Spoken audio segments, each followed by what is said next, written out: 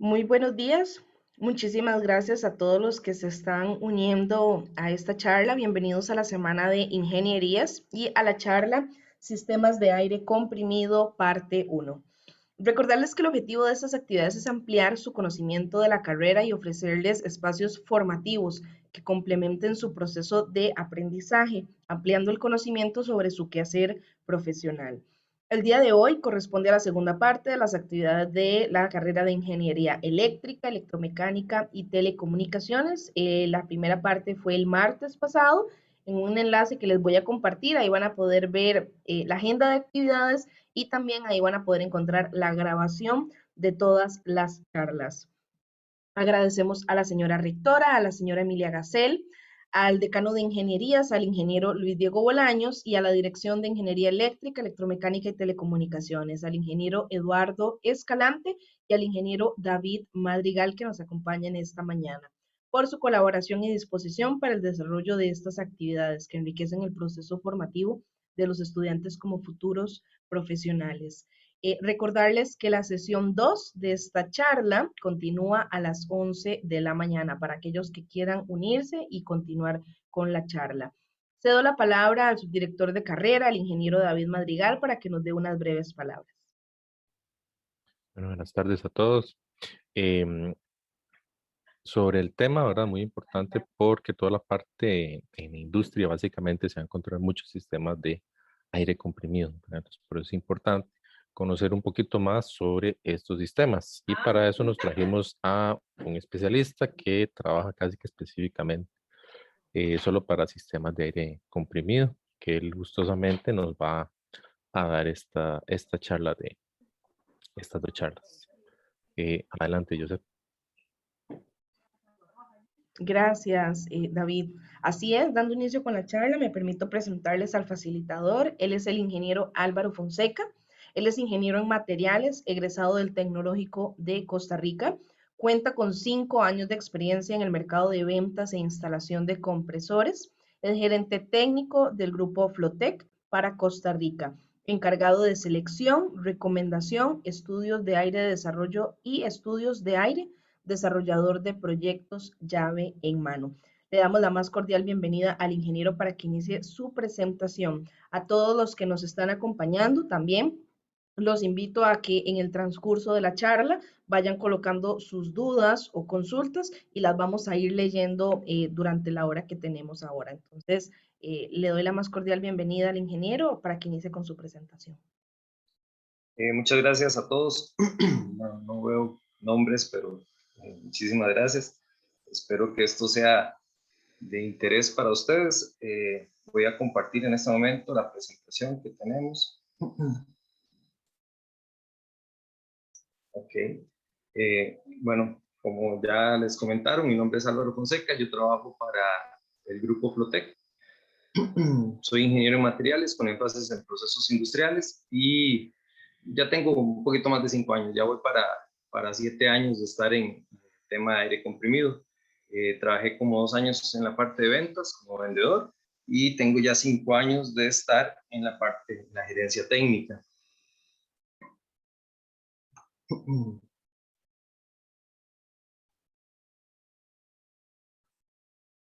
Espérame un segundo porque, ok, ya se pasó la diapositiva. Ok, bueno, como les comenté, Grupo Flotec es una empresa de capital nacional donde laboro actualmente. Nosotros nos dedicamos principalmente a lo que es la venta de aire comprimido, lo que es la venta de equipos, lo que es equipos o instalaciones llave en mano, desde el compresor, sistemas de filtración, tubería y punto de máquina. Nuestro fundador, don Diego Ruiz, cuenta con más de 35 años de experiencia en lo que es la parte de aire comprimido. Trabajó con diferentes marcas como lo es Ingersoll Rand, Quincy, entre otras. Y tenemos más de 20 años de estar en el mercado nacional. Representamos la marca Atlas Copco, que es la marca, digamos, líder en lo que es la parte de aire comprimido.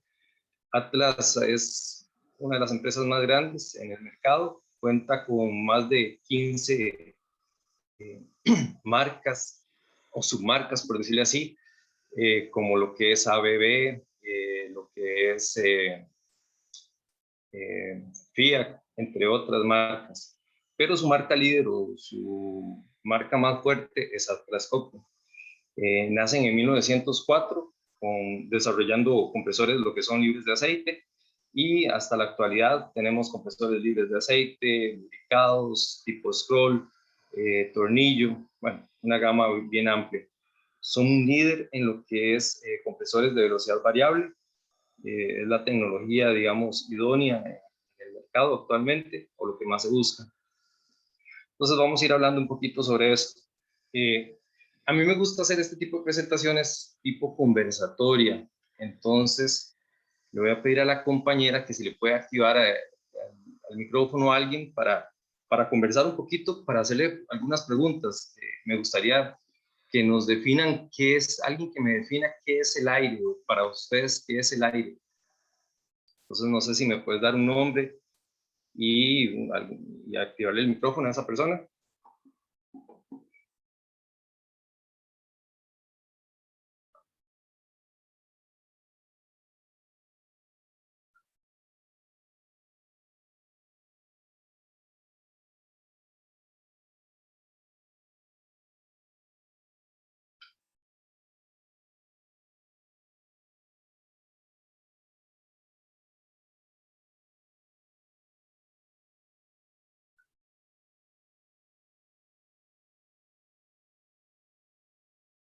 ¿Aló? Me parece que alguien tenía la mano levantada. Ok. Vamos a ver si la puede levantar nuevamente y con gusto le habilitamos su micrófono.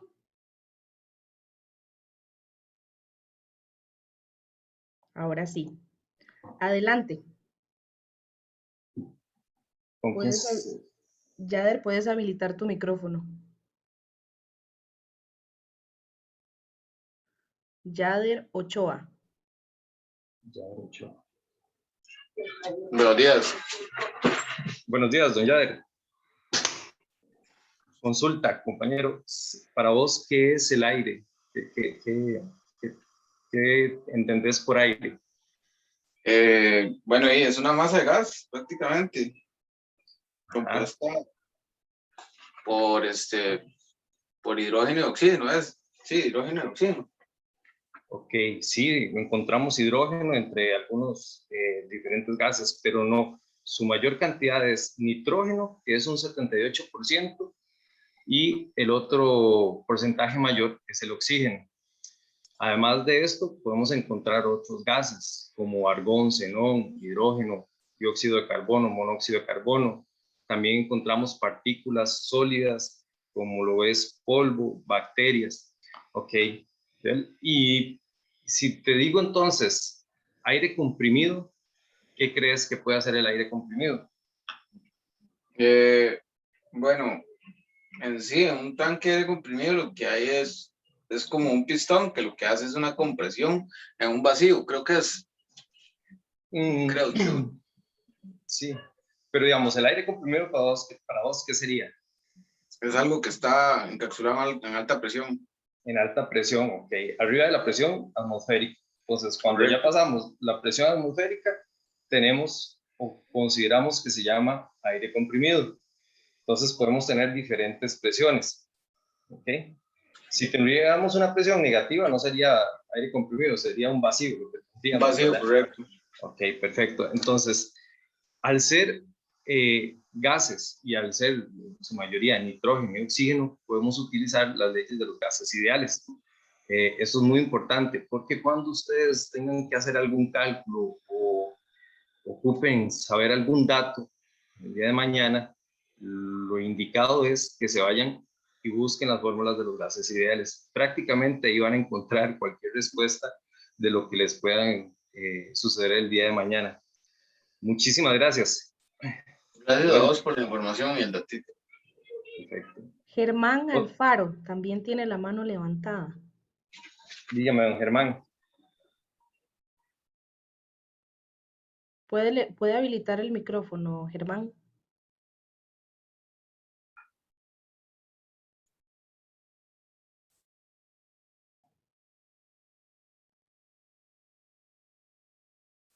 Bueno, la bajó. Continuemos. ¿Bajo? Ok, perfecto. Ok, bueno. Un poquito de teoría. Es muy importante, bueno, esto, definir qué es el aire comprimido. Después, saber las diferentes unidades físicas que podemos encontrar. Entonces, lo primero es entender o tener claro qué es la presión atmosférica, qué es la presión manométrica, qué es la presión absoluta. Cuando hablamos de presión manométrica, lo que estamos hablando es la presión que nos da un manómetro. ¿Ok? Entonces, esta presión va a ser una presión diferencial. ¿Qué es una presión diferencial? Entonces, es la diferencia que existe de la presión de mi medio ambiente a la presión que tengo en mi recipiente. Entonces, la presión atmosférica es la presión que está creada por la masa de gas que está encima de nosotros. ¿Ok? Va a variar con respecto a la altura. Entre más alto estemos, menor va a ser esta presión atmosférica. Entre más bajo o más cerca al nivel del mar, mucho mayor va a ser la presión atmosférica. Después, como les dije, tenemos la presión manométrica, ¿verdad? Que es la diferencia. O sea, la diferencia entre un recipiente y la presión que tengo afuera de ese recipiente. Y la presión absoluta. La presión absoluta va a ser la suma de estas dos presiones. Entonces, vamos a hacer un ejemplo. Si yo llego y inflo la llanta de un carro y le digo al muchacho, el pistero, que me lo llegue a 40 psi. Ok, si yo agarro un manómetro y reviso la presión dentro de mi llanta, va a decir 40 psi. Ok, pero realmente yo no tengo 40 psi. Yo tengo los 40 psi que estoy midiendo más la presión ambiental que tenía, o la presión atmosférica, perdón. Entonces, al final de cuentas, si estaba a nivel de mar, tenía 14.4 psi de presión atmosférica. Entonces son 40 psi más 14.4 son 54.5 psi de presión absoluta. Ok, no sé si esto les queda claro, sí me gustaría que lo indiquen ahí en el chat, si está claro, o si alguien tiene una duda, o si no se entendió, para volverlo a explicar. Dice por acá Juan Gómez que sí. Ok, perfecto. Como les digo, eso es muy importante. Ahora, ¿por qué es muy importante? Porque cuando trabajamos con gases ideales, trabajamos con presiones absolutas o con medidas absolutas. Lo vamos a seguir viendo.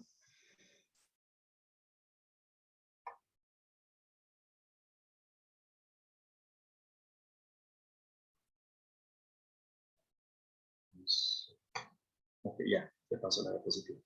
Ok.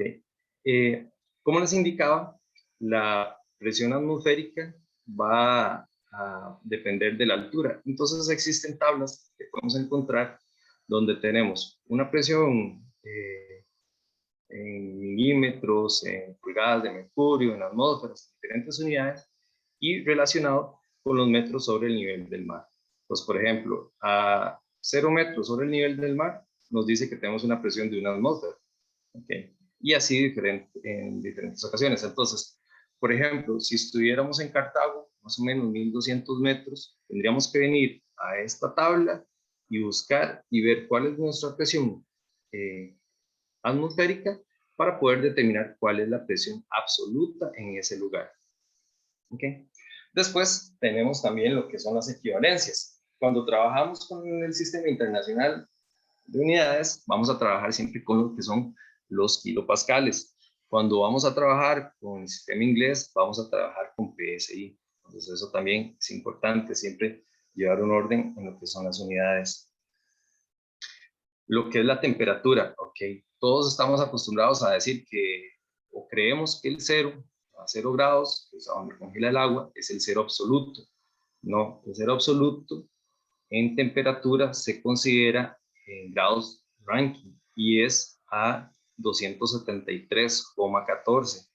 Entonces, cuando estamos también hablando de temperaturas, es importante también utilizar la temperatura en unidades absolutas. Alguien que me defina, no sé si alguien del grupo me puede definir qué es temperatura o qué considera que es temperatura para ustedes.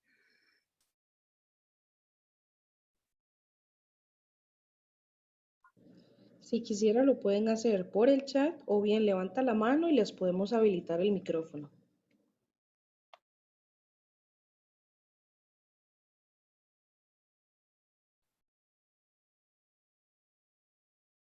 Adelante, Juan. Tienes permiso para habilitar el micrófono.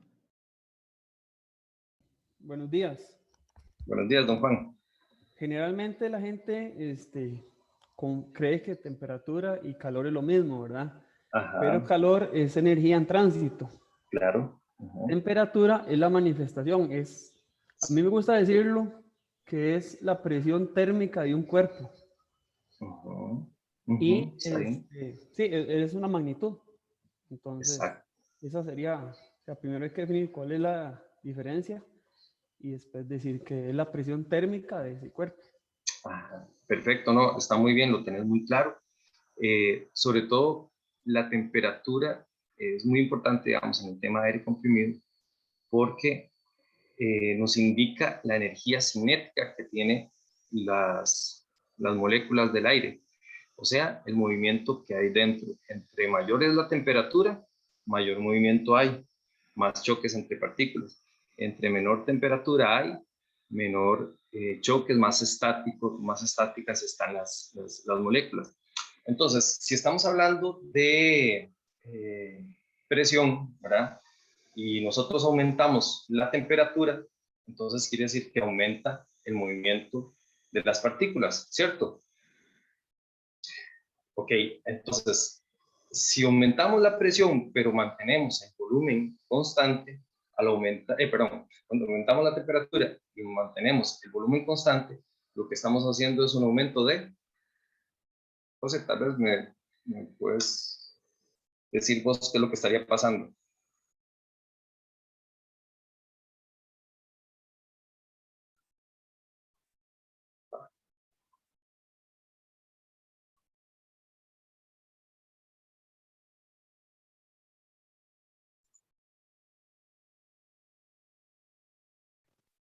Perdón, Juan.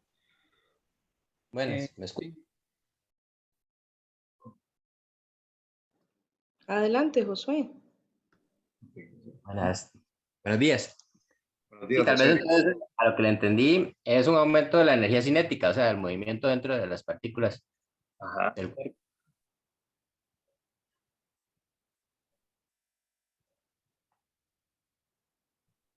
Sería esa la pregunta. Perdón, es que dirás que no te escuché, como que se Ok. cortó un segundo. Que sería entonces un aumento en la energía cinética dentro del cuerpo. Ajá, exactamente, sería un momento. Entonces, ¿qué pasa si yo mantengo el volumen constante?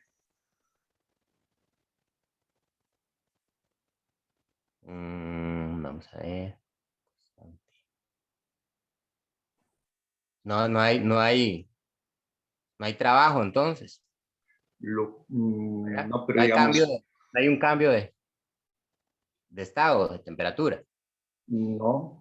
O sea, lo que va a pasar es que va a haber al haber más movimiento, va a haber mayor choque de partículas. Pero al estar limitado el volumen, entonces lo que vamos a hacer es, se van a crear más golpes entre ellas y se va a aumentar la presión. Aumenta más la temperatura. Aumenta la temperatura y aumenta la presión. Entonces, lo que Ok. vemos es un aumento de presión. Si más bien bajamos la temperatura, disminuye el choque entre partículas. ¿Y qué es lo que pasa con la presión? Si baja la presión interna, ya lo entendí. Exacto, muy bien, ok. ¿Te quedó claro lo de la temperatura absoluta? Sí. Ok, si Sí, estamos a 28, si estamos a 30 grados, ¿cuál sería la temperatura absoluta? sería a 30 grados, sería sumarle los 273, ¿no? Perfecto, exactamente, muy bien. Muchísimas gracias, A don usted. Juan o José. Josué, para servir. Josué, perfecto, gracias.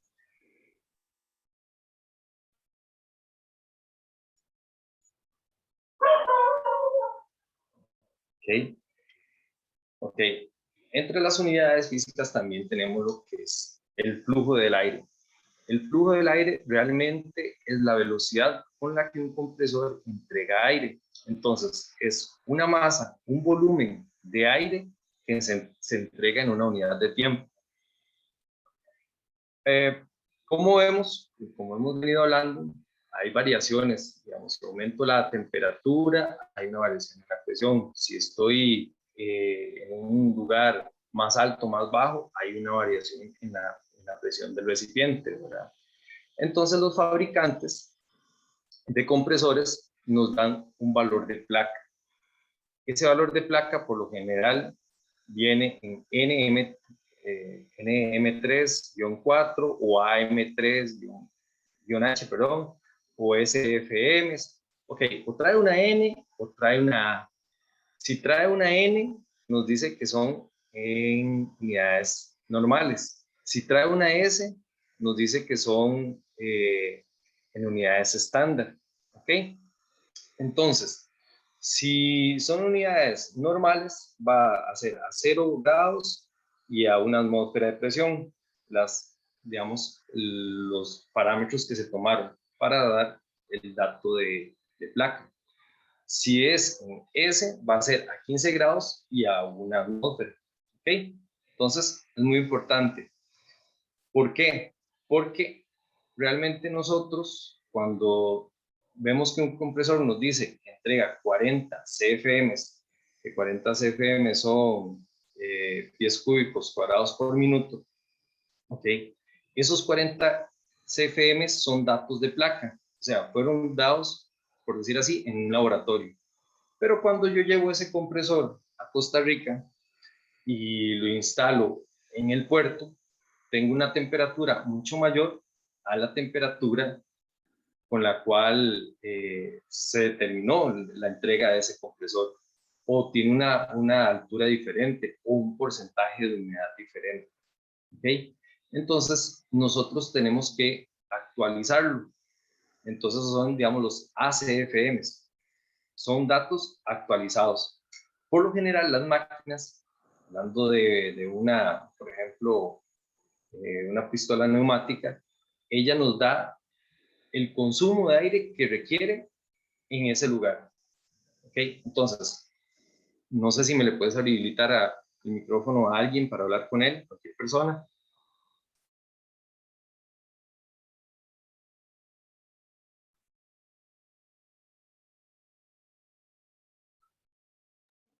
Adelante, Esteban, puedes habilitar el micrófono.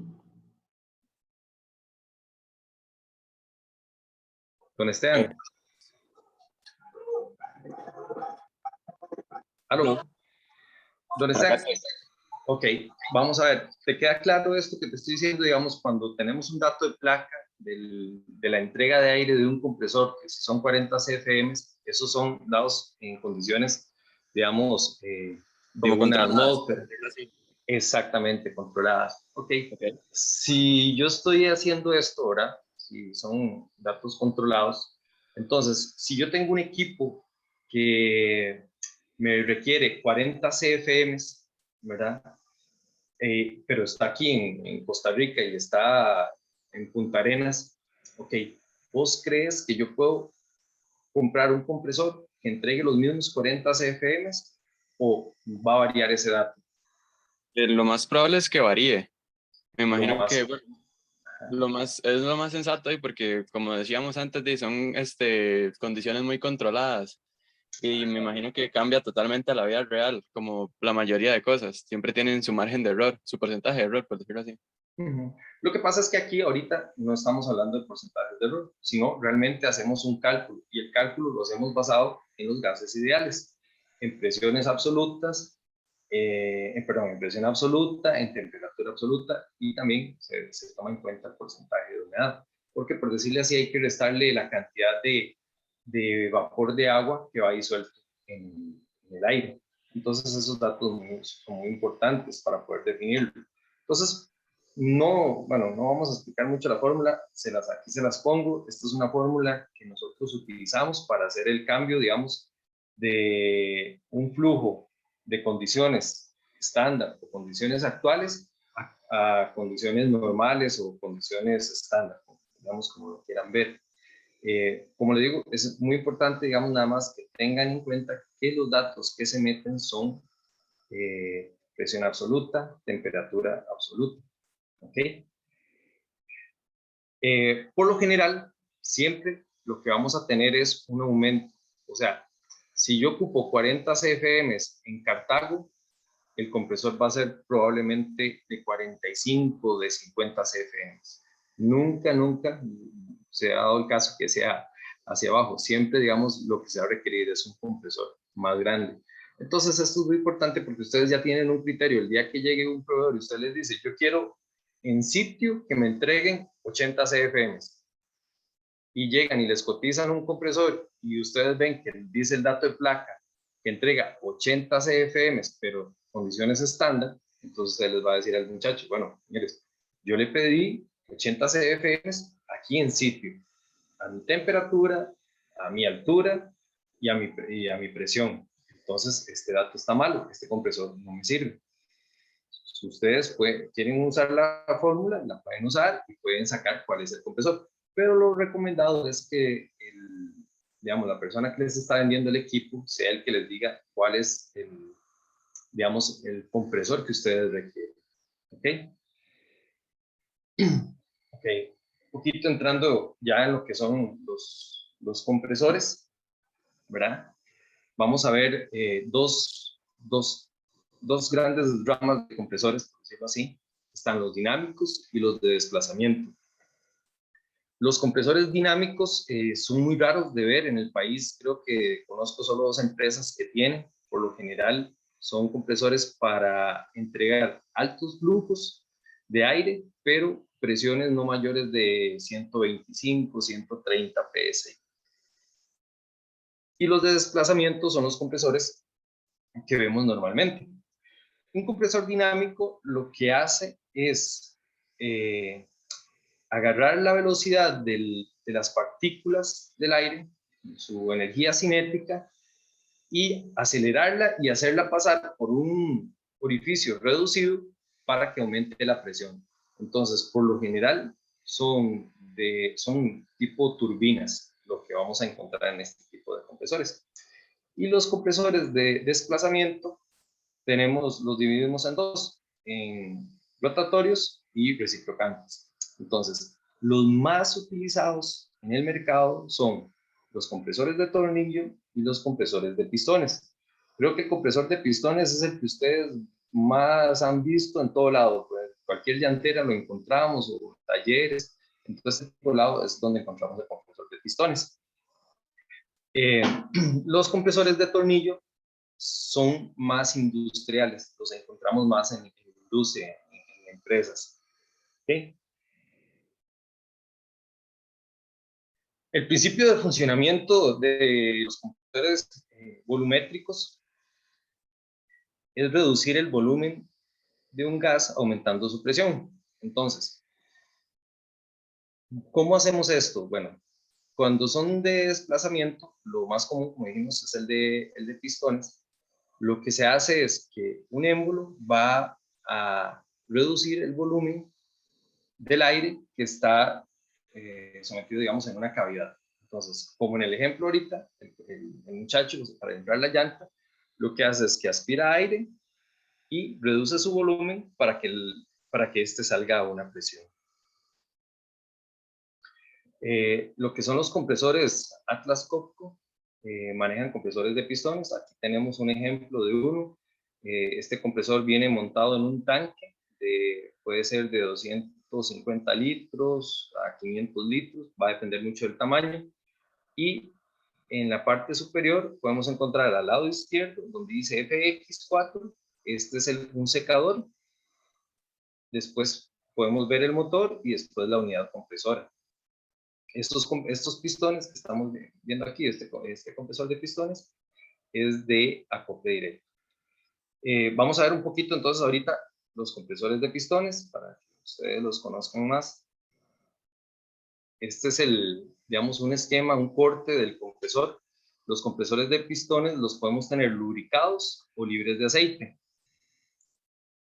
No sé si me le habilitas a alguien el micrófono un segundito para conversar con él sobre lo que son los compresores de pistones.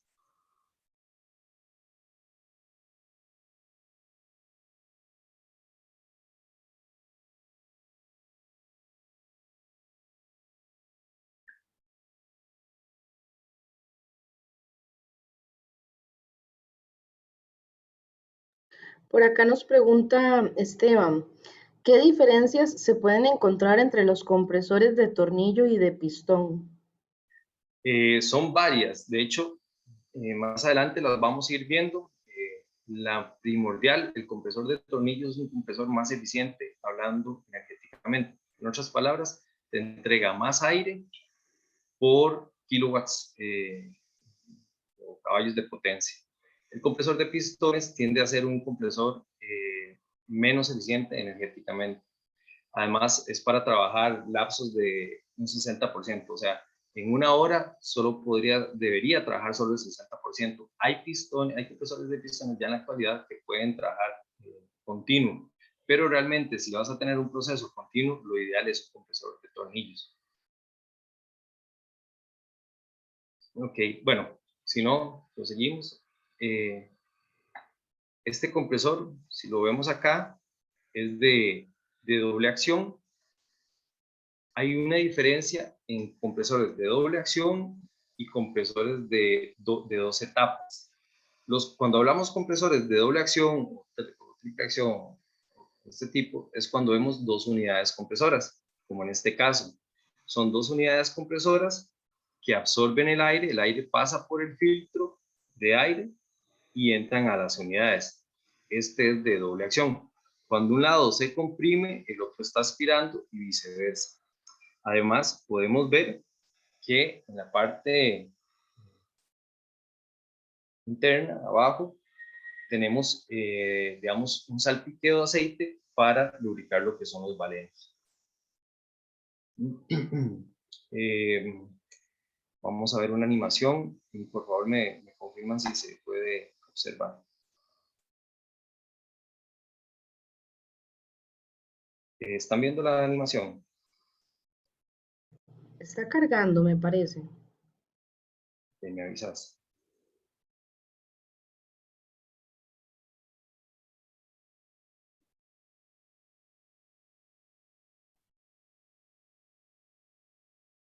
¿Se ve?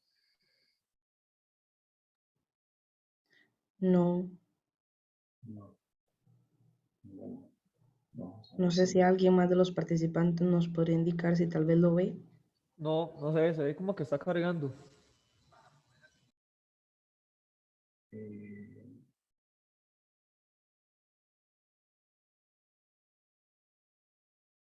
¿Ahí? Ahora sí. Ok. Bueno, entonces, este es el compresor de pistones. Como vemos, lo que está pasando es que en este momento empieza a cargar el aire, pasa por el filtro, carga la cavidad y después lo que hacemos es reducir el volumen. Una vez que el volumen se redujo, la válvula de admisión se abre y entrega el aire.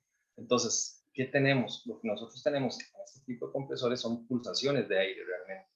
Son como bocanadas, por decirlo de una forma. Porque hacemos a veces compresores de doble efecto o, bueno, que tienen 2 unidades compresoras diferentes, ¿okay? Para que esta bocanada de aire no sea tan distanciada una de otra. Entonces, mientras que uno va absorbiendo aire, el otro va comprimiendo y entonces la entrega de aire es más rápido. Okay. Voy a volver a la presentación.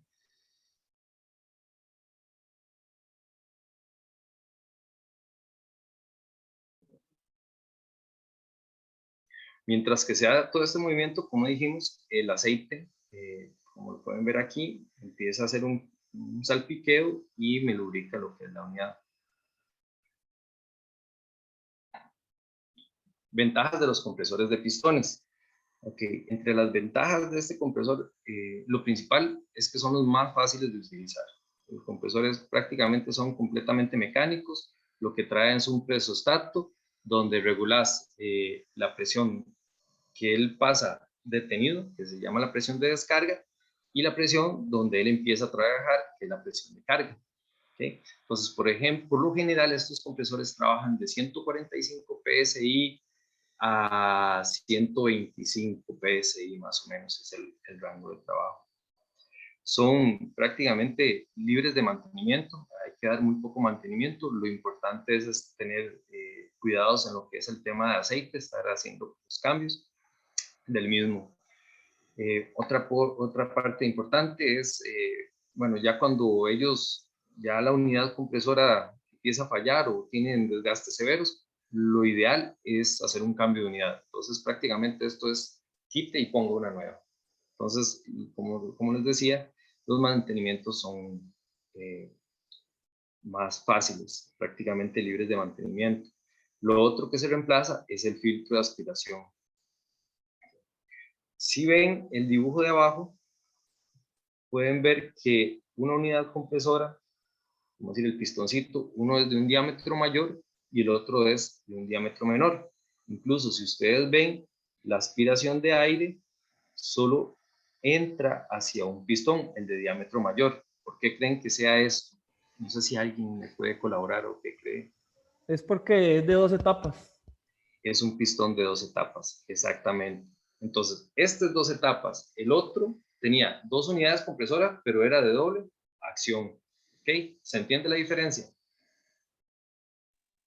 Yo iba a preguntar sobre eso, digamos. El otro tiene el mismo diámetro, por decirlo así, Exacto. y es de doble acción. Y como aquí tienen diferentes diámetros, es de diferente, perdón, se me olvidó la palabra que dijeron, De 2 etapas. de 2 etapas. ¿Qué es exactamente como la diferencia o qué ventaja se ofrece? Ok, perfecto. Como les dije, el de doble acción, lo que vamos a hacer es entregar más cantidad de aire y que los lapsos entre una entrega y otra sean más rápidos. No se dure tanto, por decirlo así, haciendo las entregas. Entonces, ese compresor que es de doble acción, lo que hace es que entrega más aire. Este compresor de 2 etapas, lo que nosotros buscamos al tener un diámetro mayor y otro menor es que la primera compresión se hace en el diámetro mayor y ese aire comprimido me entra a la segunda etapa y ahí vuelve a tener otra compresión. Entonces lo que hacemos en este caso es aumentamos la presión, digamos, llegamos a 60 psi y en la segunda etapa llegamos a otros 60 psi para llegar a los 120. Principalmente, ¿dónde vemos los compresores de 2 etapas? Okay, cuando son compresores de alta presión. Principalmente podríamos llegar hasta 40 bar aproximadamente, 200 y pico PSI, 253 PSI más o menos, en doble compresión, doble etapa, perdón. Okay. No sé si te quedó claro. Sí, mucho más claro, gracias. Ok, y ahora sí los puedes diferenciar. Si ves un compresor, digamos, con 2 unidades compresoras, sabes si es de 2 etapas o doble acción, ¿cierto? Me imagino que igual por el diámetro del pistón. Exacto. Eso, Okay. y después porque una unidad va a alimentar a la otra. Esas son, digamos, Ok, las van a dos estar etapas. conectadas. Exactamente, van a estar conectadas. Muy bien.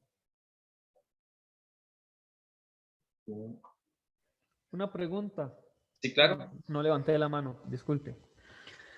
En este caso, bueno, la segunda etapa está recibiendo el aire, la descarga de la primera, ¿verdad?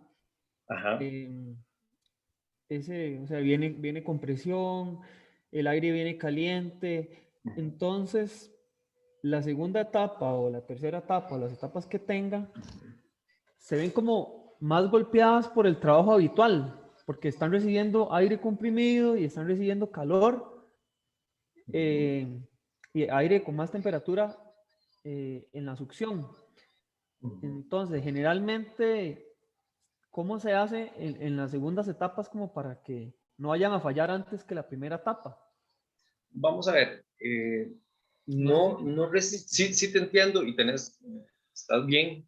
Realmente se genera presión, se genera condensación, pero realmente lo que se hace es dividir las cargas. En una etapa tenés un trabajo y el otro trabajo no es que es mayor en la segunda etapa. Sería así si la primera etapa está dando problemas. Si la primera etapa no funciona como debería hacer, entonces la segunda etapa sí va a tener un mayor trabajo y va a tener un mayor desgaste y va a tener problemas. El tema de temperatura, más o menos estamos hablando que puede llegar a rondar a los 60, 70 grados, exagerado, 80 grados, pero estamos hablando de unidades de hierro fundido. El hierro fundido va a trabajar hasta los 1200 grados y no va a tener, bueno, se va a poner casi el rojo vivo, ¿verdad? Pero no te va a dar problema. Entonces, el tema de temperatura no me afecta tanto, pero sí está presente. Ahora, recuérdense que yo les dije que estos compresores no son para trabajar 100%, ellos ocupan descansar. El tema de que ocupan descansar es también por eso, el tema de temperatura, porque ellos tienen que liberar un poco de temperatura, porque si no, sí puede, si hay mucha dilataciones, como no todos los materiales son iguales, el mismo material, entonces las dilataciones entre ellos no son exactamente igual. Entonces, si no se le deja descansar, si no se deja que libere la temperatura, puede llegar a un momento que de un fallo o desgaste prematuros. Entonces, cuando tenemos procesos donde ocupamos que el compresor pase pegado, nosotros decimos, pues nosotros lo que recomendamos es un compresor de pistones, que ese de hecho está hecho para trabajar 24 horas. Entre menos pare, mejor. ¿Ok? No sé si contesté tu pregunta. Sí, no, y también, claro, tiene disipadores de calor, y también yo he visto que en los compresores que la transmisión es por poleas, la polea Sirve como del ventilador. compresor, o sea, tiene unas aletas, entonces sirve como ventilación. Incluso, digamos, si vos ves en el dibujo de abajo, la tubería que conecta una etapa con la otra, también, por lo general, lo que trae es como un tipo de paletas, ¿verdad? Que lo que hacen es liberar calor. Pero realmente el calor que se libera no es tan grande. Siempre llega bastante caliente el aire a la segunda etapa. Pero lo primordial es, ok, el compresor está hecho para trabajar en lapsos, un 60%. En una hora tiene que trabajar solo el 60%. Ok. Bueno, desventajas de estos compresores son sumamente escandalosos, no son para tenerlos en lugares cerrados. El aire que entrega es muy contaminado. Cuando hablamos que el aire, pero es muy contaminado es porque lleva por lo general mucho aceite. Estos compresores tienden digamos, a trasegar mucho aceite en la línea. Entonces, en procesos industriales donde ocupamos que el aire tenga cierta calidad, no se utilizan, no son aplicables, porque cuesta mucho separar ese aire del aceite. Después, requiere muchos recambios de aceites. Por lo general, deberían ser cada 2000 horas. Nosotros, cuando hablamos de compresores, por lo general no hablamos de meses ni de años, sino lo que se hablan son de horas. 2000 horas, 4000 horas, 8000 horas. 8000 horas es prácticamente, debería ser un año de trabajo. 4000 horas, evidentemente, debería ser entonces la mitad. Y así sucesivamente. Como les digo, este compresor, por lo general, los cambios de aceite debería ser cada 2000 horas. Bueno, después lo que son reparaciones engorrosas, ahí es un poquito contradictorio por lo que les indiqué al principio. ¿Por qué? Bueno, porque hay clientes que no les gusta que lo que haya que hacer es un cambio de unidad. Entonces, lo sienten, prácticamente es como, bote y compre un compresor nuevo. Entonces, tienden a verlo un poco engorroso ese tema. Y lo otro que les comenté, lo más importante es que son poco eficientes. Porque la relación entrega de aire y consumo energético es muy mala. Por lo general, nosotros hablamos que ellos andan de un rango de 3 a 4 por cada kilowatt. Perdón, por cada HP del motor entrega de 3 a 4 CFM. Por ejemplo, si es un motor de 10 HP, nos va a entregar de 30 a 40 CFM. ¿Okay? Entonces, entre la gama que se tiene, tenemos los compresores LT. Si ustedes pueden ver, estos compresores son de 15 a 20, 30 bares de presión. Entonces son compresores de alta presión. Por lo general son compresores de 2 etapas. Como les digo, siempre que vamos a ver un compresor de pistones y son presiones altas, son realmente de 2 etapas. Están los LE, que son compresores de una etapa, y después hay compresores libres de aceite. Estos dos primeros que les dije, el LT y el LE, son compresores lubricados. Pero en la industria a veces ocupamos que que no puede haber aceite en la línea de aire. Entonces sí se manejan ciertos compresores de pistones, pero son poco eficientes. Al no haber aceite, entonces la entrega de aire no es tan buena, hay más fugas, ocupamos que las piezas estén más separadas porque no hay una película de aceite lubricando y separando metal contra metal. Entonces son menos eficientes, entregan menos aire, trabajan a menores presiones. ¿Okay? Esto es una tabla para selección rápida de compresores, por general así es como salen en los manuales. Entonces, no sé si alguien quiere hacer una prueba. Si yo le digo que ocupo un compresor que me entregue 15 CFM y que trabaje una presión de 30 bares, ¿cuál sería el compresor que me recomendarían?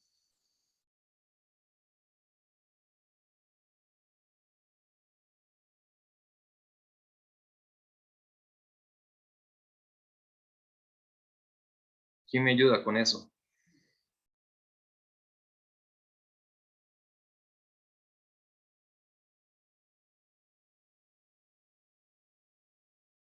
Compañera, tal vez si le hace la pregunta a alguien ahí en el chat. Ok, vamos a ver, José Roberto Losilla, puede habilitar el micrófono.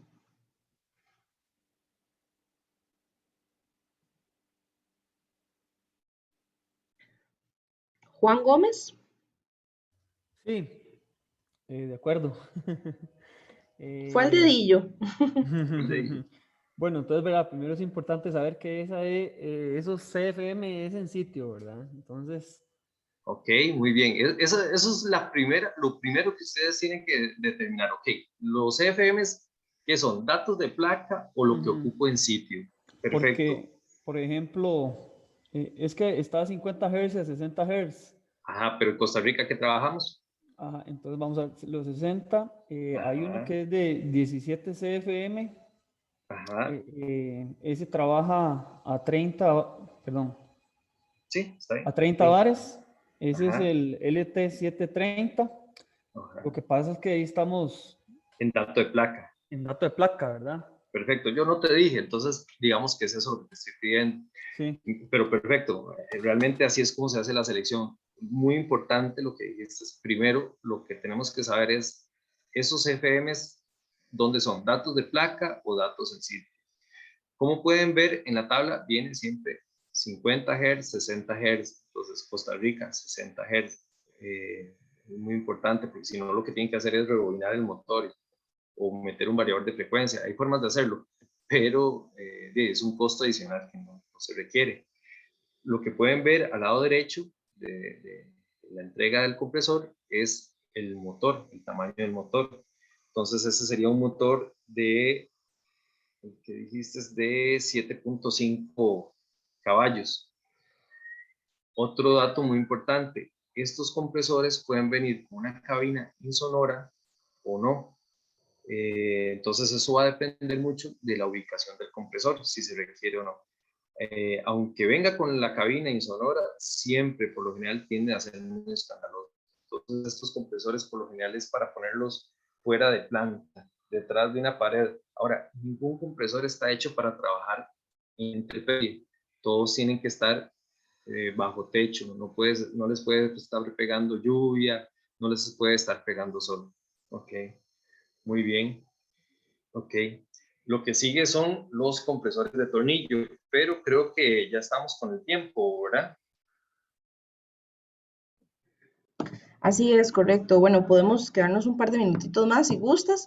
A las 11 continuamos con la segunda parte de esta misma charla. Entonces, para aquellos que están inscritos y se puedan unir, o de igual forma, si aún no lo han hecho, les comparto en este momento el enlace para que se puedan registrar. Una vez se hayan registrado, les va a llegar al correo el link para que se puedan unir. Pero podemos continuar. Si no hay más preguntas, las pueden ir igual colocando en el chat y las leemos.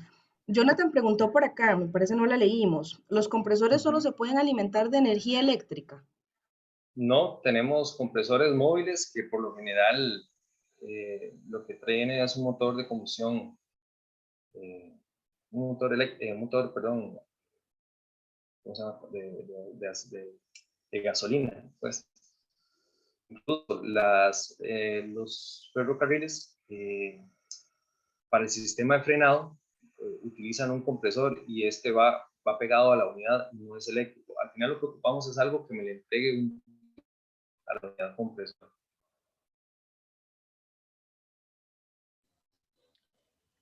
¿Puedo hacer una pregunta rápida? Claro. Bueno, yo trabajo en la industria médica y sí hay compresores reciprocantes de 2 etapas, pero hay en Costa Rica hay de tornillo de 2 etapas en una industria, no sé, Bimbo, no sé, algún lugar así. Pues, ¿dónde trabajas?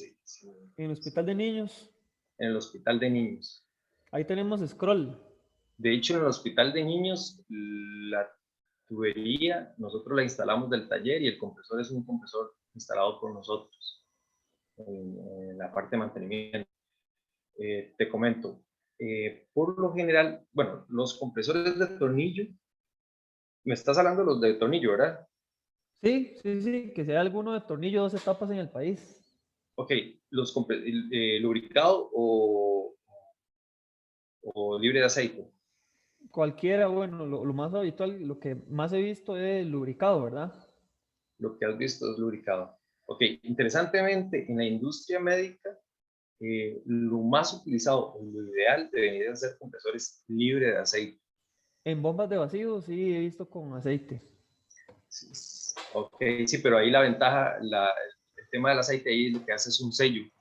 Y el aceite más bien, en lugar de entrar a la línea o irse al proceso, lo que hace es que sale al ambiente, porque sí hay pérdidas en las bombas. Pero eso sería otro curso. Por lo general, los compresores de tornillo libres de aceite realmente son casi siempre en tamaños ya grandes, son en 2 etapas. En el país hay cualquier cantidad, nosotros tenemos por lo menos unos 64, 65, la última vez que había hecho ahí un recuento de compresores que son de 2 etapas. Por ejemplo, ahorita para Abbott se acaba de vender un compresor, se llama así, un ZR 250. Ese compresor es de 250 kilowatts y ese compresor viene con 2 unidades de compresión. Por lo general, los compresores libres de aceite de tornillo se utilizan 2 unidades. ¿Por qué utilizamos 2 unidades? Porque como ellos no tienen aceite, vuelvo y repito, entonces los espacios entre los tornillos son mayores. Por no tenemos esa película de aceite que me ayude a que no haya choque de metal contra metal. Entonces, ¿qué hacemos? Lo separamos más. Entonces, para el equipo es más difícil hacer la compresión en una sola etapa. Entonces, se hace la compresión en una etapa y después pasa a otra etapa y ahí llegamos ya a la presión que se requiere. Entonces, a tu respuesta, dirás que más bien hay bastantes. Es lo más normal en los que son libres de aceite. En los que son lubricados, ya sería un compresor que ocupas para alta presión, presiones ya de 200 psi en adelante. Por lo general, sí se usa solo una etapa de tornillo. Realmente, de lubricados, en este momento, pero no recuerdo que se haya vendido por parte de nosotros, haber vendido uno que sea en 2 etapas. Gracias. Con gusto. Excelente. Bueno, muchísimas gracias a todos los que nos acompañaron durante esta primera hora. Como les comento, continuamos con la parte 2 de la charla de sistemas de aire comprimido y arrancamos en un par de minutitos en el otro enlace que les habíamos compartido. Muchísimas gracias. Damos por finalizada esta primera charla. Gracias. Gracias.